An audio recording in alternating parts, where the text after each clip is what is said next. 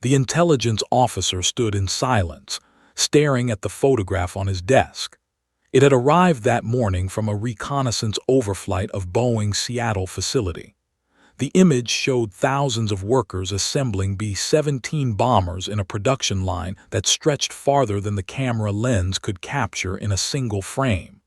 He had been trained to count aircraft. He had been trained to assess industrial capacity. But nothing in his training had prepared him for what he was seeing in the faces of the workers. June 1943, Berlin, Germany. The High Command had been tracking American industrial output since Pearl Harbor. The numbers were already troubling, but numbers on paper were abstract. They could be disputed, revised, or dismissed as propaganda. A photograph was different. A photograph demanded explanation. And this photograph, more than any tactical report from the Eastern Front or any convoy loss in the Atlantic, represented something the German war machine had not accounted for. The workers were women, not dozens, not hundreds, thousands of them, spanning assembly lines that produced heavy bombers at a pace no European factory could match. The officer circled the facility's output estimate with a red pen: 16 B-17s per day, from one plant. He leaned back in his chair and tried to reconcile that figure with everything he understood about industrial warfare. It didn't reconcile, but dismissing it was no longer an option. In the first years of the war, Germany's industrial superiority had seemed unquestionable. The Reich had spent the better part of a decade preparing its economy for total war. Factories had been retooled, supply chains militarized, labor conscripted and disciplined under centralized control. When the Wehrmacht rolled into Poland, France, and the Low Countries, it did so with the confidence that no rival could match its production capacity or its organizational efficiency. That confidence was not baseless. German engineering was world-class. Its aircraft designers had pioneered innovations in aerodynamics, engine performance, and weapons integration. The Messerschmitt Bf-109 and Focke-Wulf Fw-190 were among the most advanced fighters in the world. German factories were staffed by skilled machinists and engineers who understood the tolerances required for precision manufacturing. American industry, by contrast, was seen as chaotic and undisciplined. It prioritized profit over planning. Its workforce was decentralized, untrained in military production, and distracted by consumer goods manufacturing. When the United States entered the war in December 1941, German analysts predicted a slow, inefficient ramp-up. They expected bottlenecks. They expected quality failures. They expected the kind of industrial confusion that had plagued democracies throughout history. What they did not expect was for American industry to become the single most dominant force in the war. And they certainly did not expect it to be built, in large part, by women who had never held a riveting gun before 1942. The first reports were easy to dismiss. American propaganda featured images of women in factories as part of morale-building campaigns. Rosie the Riveter was a cartoon, a mascot, a symbol designed to inspire civilian participation in the war effort. German intelligence officers saw her as evidence of desperation. If the United States was relying on women to fill factory roles, it suggested a severe labor shortage. It suggested that American men were either unwilling to work or already stretched too thin across military and industrial needs. In strategy meetings, Rosie the Riveter became a punchline, a symbol of American inefficiency. The idea that women, untrained, physically weaker, and culturally conditioned for domestic roles, could sustain heavy industrial production was not taken seriously. Some officers joked that American bombers would fall apart mid-flight, assembled by hands that lacked the strength and precision required for aviation-grade manufacturing. But the bombers did not fall apart. They kept coming. By mid-1943, the air war over Europe had fundamentally changed. Allied bombing raids, once sporadic and limited in scope, had become relentless.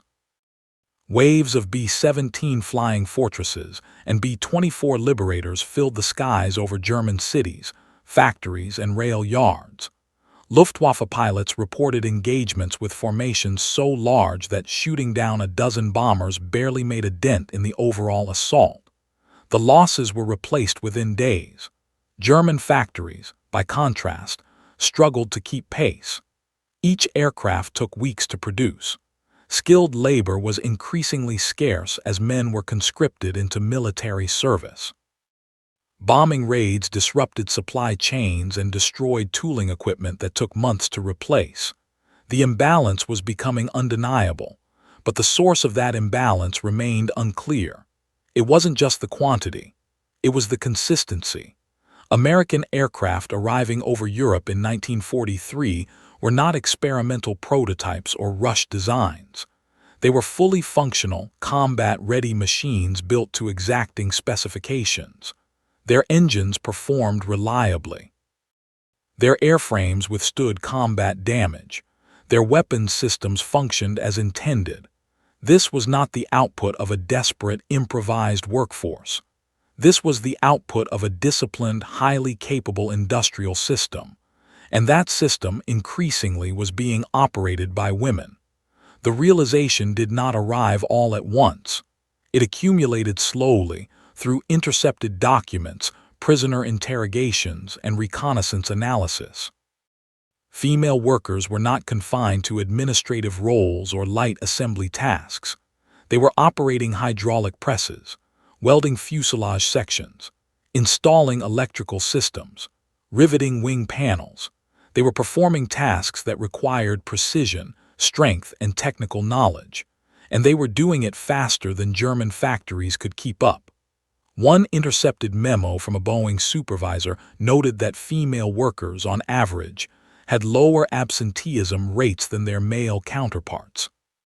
Another report highlighted faster training times, as women followed instructions more carefully and made fewer procedural errors during the learning phase.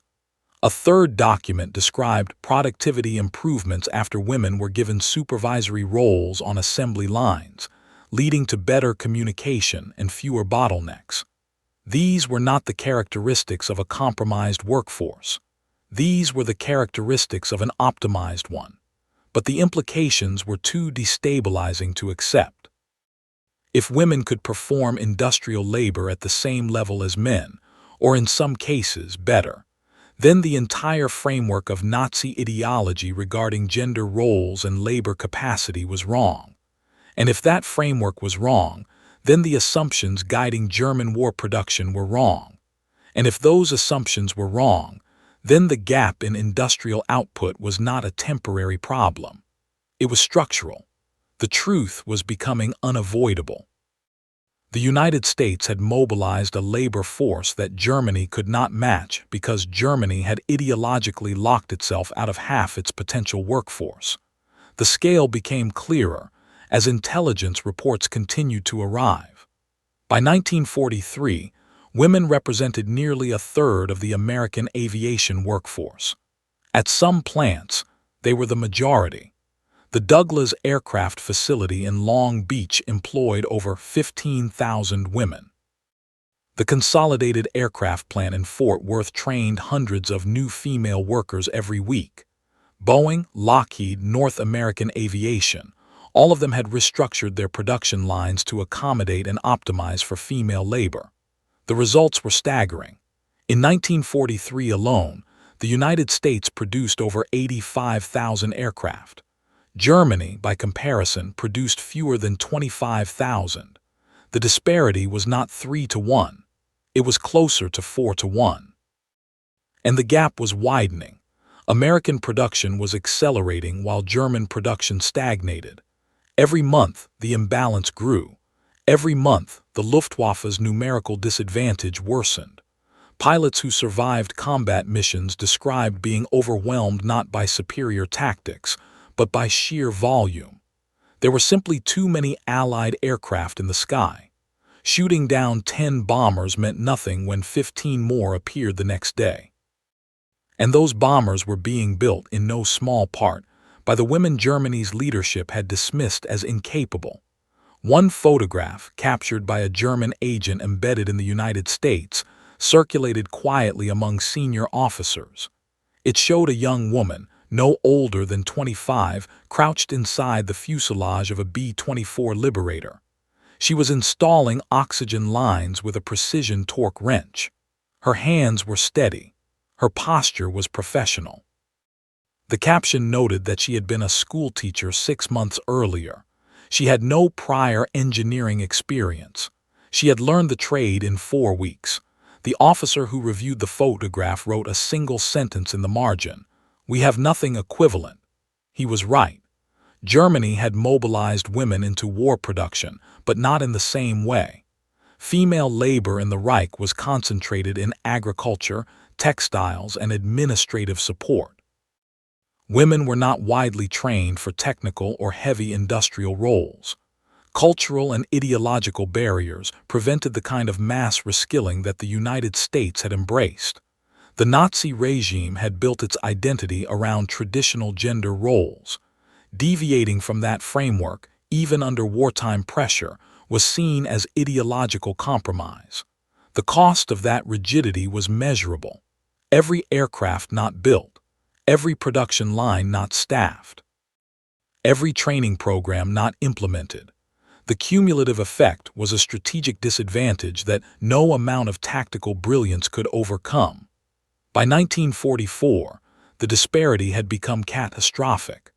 American factories were producing more than 96,000 aircraft per year. The P-51 Mustang, perhaps the finest fighter of the war, was rolling off assembly lines at a rate of over 500 per month. The B-29 Superfortress, a technological marvel, was entering service despite its complexity and cost. The logistics network supporting this production, steel mills, aluminum refineries, rubber plants, electronics manufacturers, was operating at a scale unprecedented in human history, and women were central to all of it. The German response was reactive and insufficient.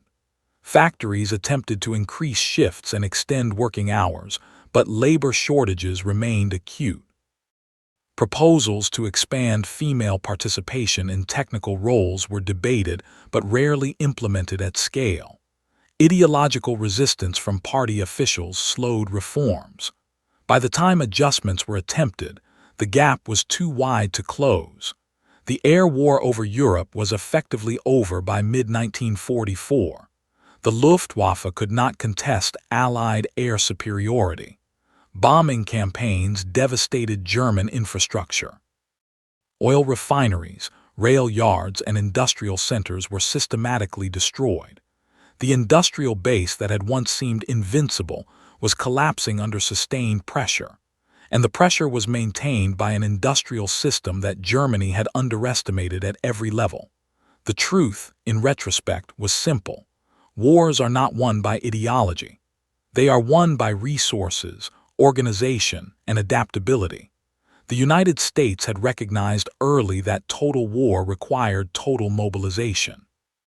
That meant using every available worker, regardless of gender. That meant retraining millions of people in skills they had never imagined learning. That meant discarding outdated assumptions about who could build, repair, and operate complex machinery. Germany, bound by ideology, could not make that leap, and the cost was the war itself. The women who built 300,000 warplanes did not do so because they were exceptional. They did so because they were given the opportunity, the training, and the trust to succeed. They proved that capability is not determined by tradition or assumption. It is determined by necessity and access. The German High Command laughed at Rosie the Riveter. But Rosie the Riveter built the air force that ended the Third Reich. That is not propaganda. That is history. It raises a question worth considering. How many other conflicts, industrial transformations, or technological revolutions have been delayed or lost because half the population was excluded from participation? And how many are still being lost today for the same reason? This video is based on historical records, expert analysis, and documented sources. Some interpretations are simplified for storytelling clarity.